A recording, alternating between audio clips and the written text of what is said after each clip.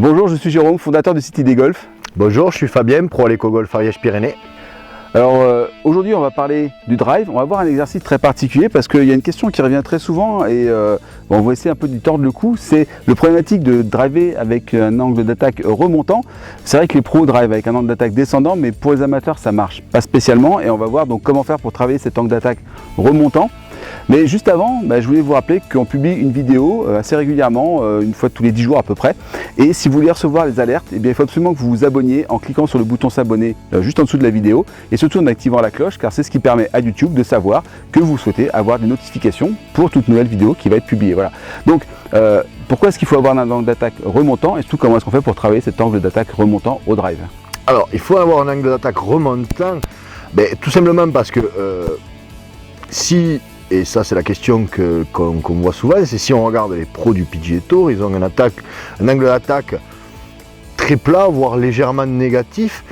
Et ce qu'il faut un petit peu se dire, c'est que les pros du PGA Tour, beaucoup jouent dans un sens de jeu qu'on appelle le fade, donc un effet pour les droitiers qui va aller vers la droite, pour les gauchers qui va aller vers la gauche, et que cet effet va produire naturellement un angle d'attaque légèrement négatif. Pourquoi? Parce que c'est un coup que les pros utilisent surtout pour mieux contrôler leur balle. Par contre, ce que ça produit, c'est moins de distance. Puisque la balle ayant un effet vers la droite, ça veut dire que j'ai une face de club qui revient légèrement ouverte, donc qui crée un effet arrière légèrement et qui donc monte un petit peu plus, ne va pas aussi a un taux de rotation arrière trop important et que donc ça fait perdre un petit peu de distance de vol et surtout de roule. Et les pros aussi, il faut se dire une chose, c'est qu'ils ont une vitesse assez importante pour pouvoir quand même avoir de la distance malgré cet angle d'attaque. Il faut se dire une chose, c'est qu'ils tapent 8 heures de balle par jour pour maîtriser ça et c'est qu'ils font maintenant tous une préparation physique pour arriver à permettre au corps d'avoir assez d'élasticité et de tonicité pour quand même avoir une vitesse très importante dans l'impact en ayant avec leur drive un angle d'attaque négatif. Donc c'est un système de jeu qu'ils ont mis en place pour leur permettre d'avoir une meilleure maîtrise de leur trajectoire. Nous, simples amateurs et même pros de club, j'en fais partie, il vaut mieux se mettre dans un angle d'attaque remontant, donc légèrement positif, pour faciliter l'angle de décollage de la balle, parce qu'on a quand même un club qui est assez fermé, même si on a un drive qui est ouvert à 11 degrés ou 13 degrés, idéalement on dit que l'angle idéal c'est à peu près 14 degrés en sortie de balle, donc positif et non pas négatif.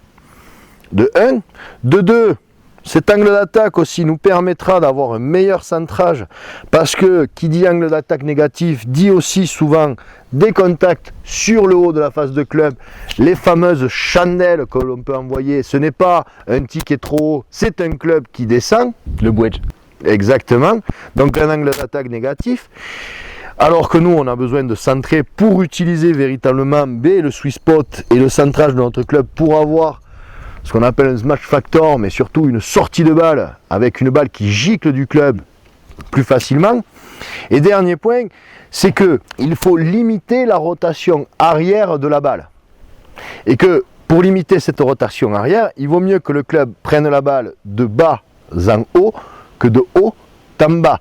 Ce qu'il faut voir aussi, c'est que les pros font beaucoup de fitting, ont des spécialistes qui les suivent et qui leur permet d'avoir un shaft le plus performant possible et que souvent ces shafts là, si vous voulez les acheter vous dans le commerce, ça vaut le tarif d'un drive.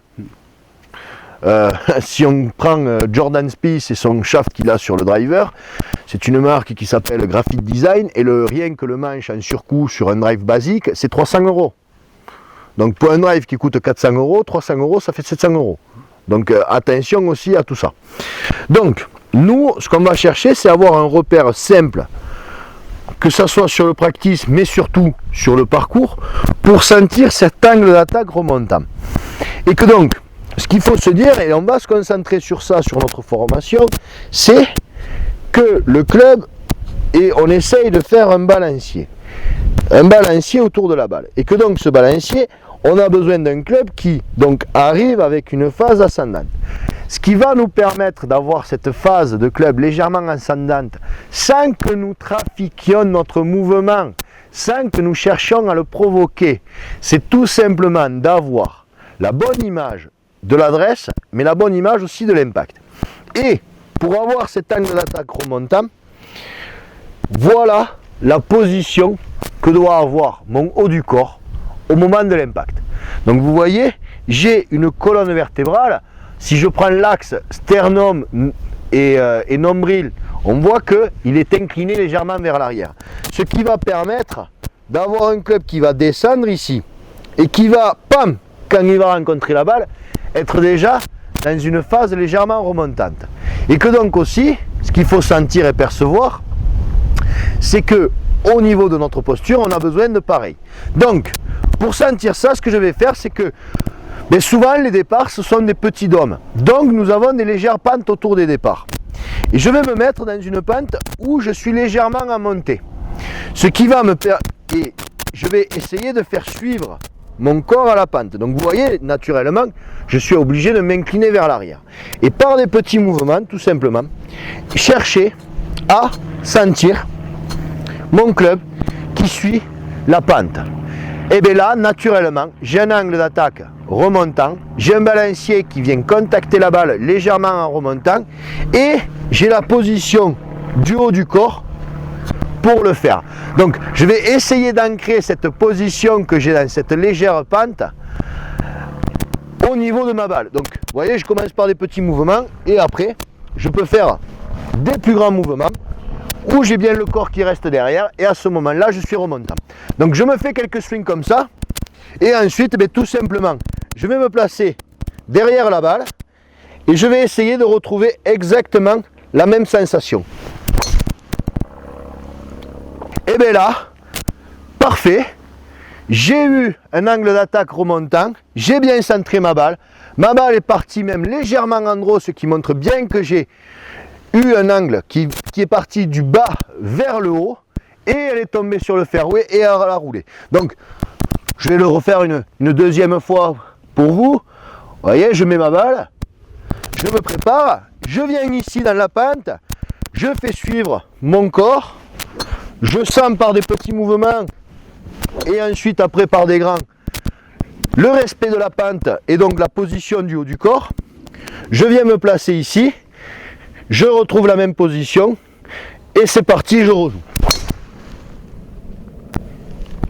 Et là pareil, la balle est bien partie, bien centrée au milieu de la phase de club et pas de souci, j'ai le bon angle d'attaque, j'ai tout simplement une trajectoire au niveau de ma tête de club qui respecte ce qu'on demande avec un drive, et là je vais être plus précis et aussi, et ce qui est bien, c'est plus long.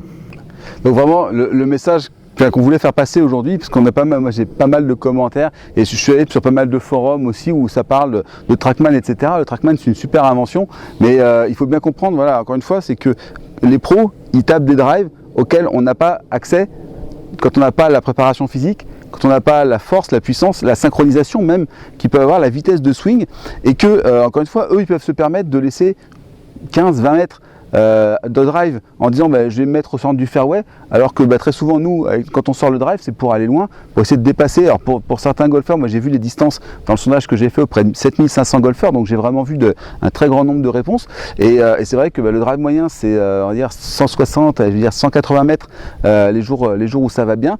Les 180 mètres, si on sacrifie 20 mètres là-dessus, il reste pas grand chose, ça vaut plus la peine de sortir le driver. Non, et pour la petite histoire, si vous regardez un petit peu les majeurs, les tournois, les pros, à des moments, quand ils veulent trop jouer avec un angle d'attaque descendant et trop contrôlé, à des moments, regardez la dispersion qu'ils ont. Là, on tourne, on est fin août. La semaine dernière, il y avait le championnat de la PGA, Tiger Woods. Sur les premiers trous qu'il a joué, il a complètement perdu sa mise en jeu. Ensuite, il s'est remis bien comme il faut en action, mais parce que tout simplement, il mettait tellement d'efforts, il arrivait tellement descendant, que toutes ces balles partaient complètement à droite et qu'il n'avait aucune précision. Et encore que eux, comme je disais, avec la préparation physique et la préparation technique qu'ils ont, ils arrivent à avoir suffisamment de vitesse pour aller loin, mais un joueur lambda même un pro enseignant comme moi, si je fais pareil qu'eux, je ne pourrais pas jouer. Au bout de 2 trous, je pense que je peux appeler un kiné ou un ostéo et me dire attention, là je pense que bientôt il va m'en falloir une ambulance pour rentrer chez moi. Parce que je vais être complètement bloqué. Donc nous, ce qu'on recherche, c'est quelque chose de simple. Et ça, c'est le plus simple pour avoir un drive performant, en distance et en précision. Il faut comprendre une chose, c'est que 20 mètres de plus au drive, c'est 2,3 à 2,7 points de moins sur un parcours. C'est une moyenne, bien sûr. Hein, ça ne veut pas dire que si on fait 20 mètres, on fera toujours 2,7. On ne peut pas faire 2,7 points sur un parcours. Hein, c'est soit 2, soit 3 déjà. Et puis si on coupe la balle en plusieurs. Voilà. Mais c'est une moyenne. Donc, mais c'est important et ça a été calculé par Mark Brody. Moi, je le cite souvent, l'inventeur du système Stroke Gain, qui est utilisé pour toutes les stats de la PGA. Donc, c'est vraiment c'est la réalité. Et chez les amateurs, c'est jusqu'à 2,7 points de gain pour 20 mètres de plus. Voilà. Donc, c'est important de savoir faire du draw. C'est important de bien utiliser le driver pour ce qu'il sait faire et de se dire que nous on n'a pas les moyens de perdre 20 mètres, on a besoin de les gagner parce que c'est 2 à 3 points de moins sur un parcours qui demande des drives intéressants comme le parcours de l'Eco-Golf Ariège-Pyrénées. Alors Fabien a fait au moment où on tourne cette vidéo une toute nouvelle formation qui s'appelle Driver Expert et cette formation elle est axée sur un concept central très intéressant qui est le concept du balancier que tu as déjà pris dans une autre formation qui s'appelait un contact de pro du putter au driver, mais là tu as tout recentré sur le drive avec donc un système complètement axé sur justement le contact et de se dire que c'est plus important quand on veut envoyer la balle quelque part, parce que c'est quand même le but du golf, envoyer la balle à un endroit précis, de se recentrer sur le contact, d'avoir un bon contact, plutôt que d'avoir un swing artistique. On n'est pas parti artistique, il n'y a pas de note pour la beauté du swing, il n'y a qu'une note pour la précision de la balle. Non, et il n'y a pas de swing, même si c'est bien, c'est joli d'avoir un beau swing. Mais si vous regardez, comme on a dit, les pros, ok, mais quand vous regardez leur swing aussi, un swing de joueur qui est très long au drive, il s'appelle Bubba Watson, il n'a rien de vraiment artistique et de vraiment, on va dire, académique. Et pourtant, c'est l'un des meilleurs drivers au monde, que ce soit en longueur et avec sa particularité de trajectoire aussi en précision. Donc, faut-il maîtriser son swing ou faut-il maîtriser son contact? Eh bien, j'ai pris le parti de dire, je maîtrise plutôt mon contact et mon swing à partir de là va pouvoir s'adapter plus facilement et se formater en essayant de visualiser le bon contact. Il y a aussi quelque chose qui est très intéressant dans le fait de travailler à partir du contact et du balancier. Donc le balancier, c'est le mouvement du putting, on est d'accord. C'est exactement le... Voilà. Et en fait, on adapte ce balancier à tous les clubs. Et en fait, l'avantage, c'est que c'est très facile à maîtriser, c'est très facile à comprendre, à ressentir et de savoir si on a bien fait ou pas. C'est-à-dire que sur un petit geste comme ça, c'est très facile de dire là, j'ai bien tapé ou j'ai pas bien tapé. Alors que sur un drive, parfois, on sait qu'on n'a pas bien tapé, mais est-ce qu'on a mieux ou moins bien tapé? C'est un peu comme avec les lunettes. Hein. Vous voyez mieux, vous voyez moins bien, c'est mieux, c'est moins bien. Là, c'est pareil avec le drive. On tape, et ouais, c'est mieux, c'est moins bien, ouais, bof. On n'est jamais trop sûr. Là, l'avantage, c'est que en commençant par le balancier, on sait qu'on a un truc stable, carré, on sait que c'est bon. Exactement. Voilà. Donc pour rejoindre cette formation, je vous ai mis un lien dans la description. Vous pouvez cliquer tout de suite et puis donc voir un peu le programme complet de cette formation. Évidemment, si cette vidéo vous a plu, vous nous laissez un petit pouce en l'air. Ça aide YouTube à savoir que les vidéos sont intéressantes et à les diffuser à encore plus de monde que simplement aux gens qui sont abonnés à la chaîne ID Golf. Vous pensez à vous abonner, à laisser appuyer sur la petite cloche pour recevoir les notifications sur votre page comme je vous l'ai dit en début de vidéo. Si cette vidéo, vous pensez qu'elle peut aider quelqu'un, vous la partagez sur les réseaux sociaux. Là aussi, ça aide YouTube à savoir que cette vidéo elle est intéressante et qu'elle peut convenir à beaucoup plus de monde. Et si vous avez des questions, si vous avez des commentaires, si vous avez des sujets que vous voudriez qu'on traite, vous nous laissez simplement un petit commentaire dans la zone juste en dessous et nous on vous répond le plus rapidement possible et puis on essaie de tourner en fonction des questions qu'on a. Voilà, donc encore une fois vous avez le lien dans la description et dans la petite fiche qui est en haut de cette vidéo et bien nous on vous dit à très bientôt sur la chaîne ID Golf. À très bientôt.